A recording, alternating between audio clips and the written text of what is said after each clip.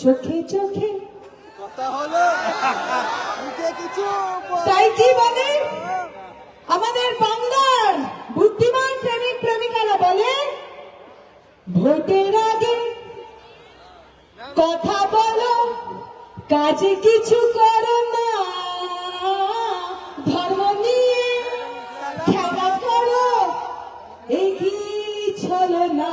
এই বলেই আমাদের প্রেমিক প্রেমিকারা মার ঝাড়ু মেরে যেতে দরকার এরা করে বিদায় করে দিয়েছে। তাই 2026 তাই হবে, হবে তো? খেলা হবে, পুরোপুরি খেলা হবে, খেলা হবে।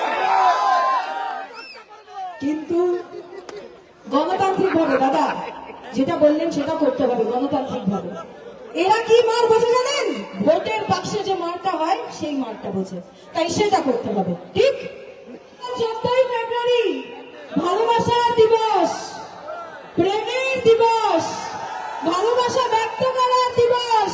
আর ভারতীয় জনতা পার্টির সঙ্গী বানরগুলো ডান্ডা নিয়ে রাস্তায় বেরিয়ে গেছে, বলছে যাহা দেখেঙ্গে বন্দে বন্দে এক কর দেঙ্গে হ্যাপি বার্থডে। বাবু বাংলায় এসব হয় না, বাংলায় এসব হয় না।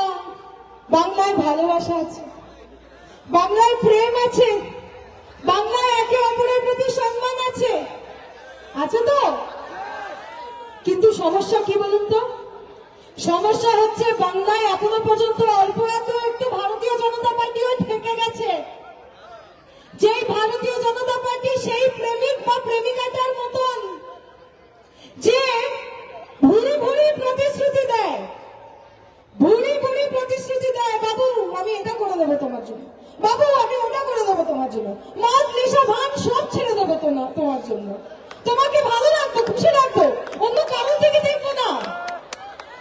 কিন্তু বিয়ের পিড়িতে চড়ার আগে তার আসল রূপ আমরা সকলে দেখতে পারি। সেই অসৎ প্রেমিকা আর প্রেমিকের মতন হচ্ছে এই ভারতীয় জনতা পার্টি। কিন্তু কিন্তু আমাদের বাংলার মানুষরা একটু আলাদা। আমার বাংলার মানুষ সেই বুদ্ধিমতী প্রেমিকা বা বুদ্ধিমান প্রেমিকের মতন যে সুন্দর গানের ছড়া কেটে বলে, আচ্ছা এই গানটা সকলে জানেন তো?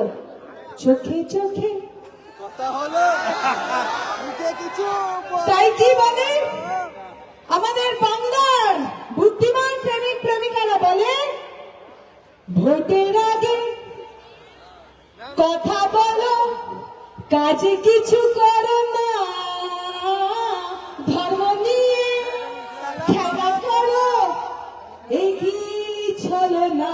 এই বলেই আমাদের প্রেমিক প্রেমিকারা মার ঝাড়ু মেরে যেতে দরকার এরা করে বিদায় করে দিয়েছে। তাই 2026 তাই হবে, হবে তো? খেলা হবে, পুরোপুরি খেলা হবে, খেলা হবে। কিন্তু গণতান্ত্রিক ভাবে দাদা যেটা বললেন সেটা করতে হবে গণতান্ত্রিক ভাবে। এরা কি মার বোঝে জানেন? ভোটের বাক্সে যে মারটা হয় সেই মারটা বোঝে, তাই সেটা করতে হবে। ঠিক অনেকটা লড়াই বাকি আছে, এদেরকে হালকায় নিলে হবে না। কিন্তু খেলা আমার মনে হচ্ছে হয়ে গেছে। ফেসবুকটা খুলে দেখুন না আজকে একটু, নিউজ চ্যানেলগুলো খুলে দেখুন না আজকে একটু, খেলা হয়ে গেছে দাদা। খেলার নাম হয়েছে যুব সাথী। জয় বাংলা। দিদি দিয়ে দিয়েছে যুব সাথী। যুব সাথী কি? যুব সাথী শুধুমাত্র 21 থেকে 40 বছরের মাধ্যমিক উত্তীর্ণ যুবক যুবতীদের হাতে প্রতি মাসে 1500 টাকা খরচা না। এটাকে এরম ভাবে দেখলে চলবে না। এর আগে আপনাদের সভামঞ্চের আগে আমি যে রেস্টুরেন্টে বসে ভাত ডাল খাচ্ছিলাম, একটা বাচ্চা মেয়ে সার্ভিস করছিল। আমি তাকে প্রশ্ন করলাম যে তোমার শিক্ষাগত যোগ্যতা কি? বললো আমি মাধ্যমিক পাশ করেছি। আমি বললাম বাকি পড়াশোনা করছো না? বললো 3-4 বছর বন্ধ রেখেছি দিদি, আর্থিক সামর্থ্য অতটা নেই।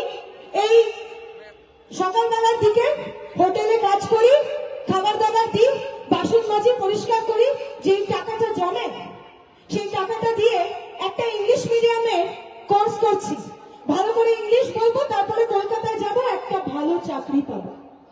এই যে যুব সাথী, যে 1500 টাকা যুবক যুবতীদের হাতে তুলে দেওয়া, মাননীয় মুখ্যমন্ত্রী যুগান্তকারী উদ্যোগ, যে এই ছেলেমেয়েরা যারা পড়াশোনা করার পরে যে কোনো কারণে উচ্চশিক্ষা অথবা চাকরি পায়নি, তাদের স্বপ্ন এই যুবসাথী, তাদের আত্মবিশ্বাস এই যুবসাথী, তাদের নিরাপত্তা এই যুবসাথী, তারা যাতে তাদের নানান রকমের স্কিল ডেভেলপমেন্ট করতে পারে, অর্থাৎ এক্সট্রা পড়াশোনা করে তাদের দক্ষতাকে আরো উন্নয়ন করতে পারে, তার জন্য এই যুবসাথী।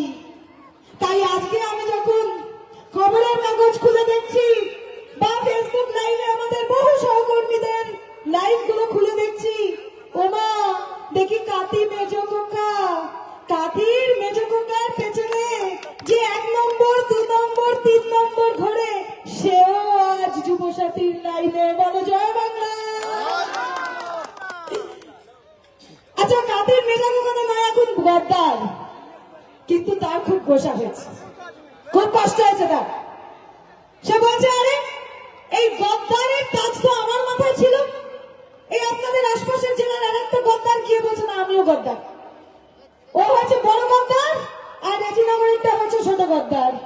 রেজিনগরের ছোট গদ্দারেরা আশেপাশে যারা ঘুরে বেড়ায় সব কটা যুবসাথীর লাইনে দাঁড়িয়ে খেলা হবে, খেলা হয়ে গেছে, মুখ্যমন্ত্রী হবে, মমতা বন্দ্যোপাধ্যায়কে সরিয়ে মুখ্যমন্ত্রী হবে। স্বপ্ন দেখতে অনেকের ভালো লাগে, কিন্তু স্বপ্ন বাস্তব হয় না।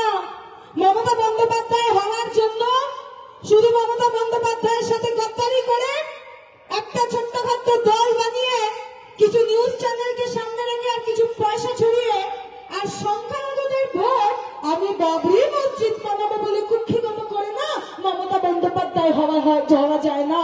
কারণ মমতা বন্দ্যোপাধ্যায় দল, মত, জাতি, ধর্ম, বর্ণ নির্বিশেষে মানুষের জন্য কাজ করছে। চোখ তাকিয়ে দেখ।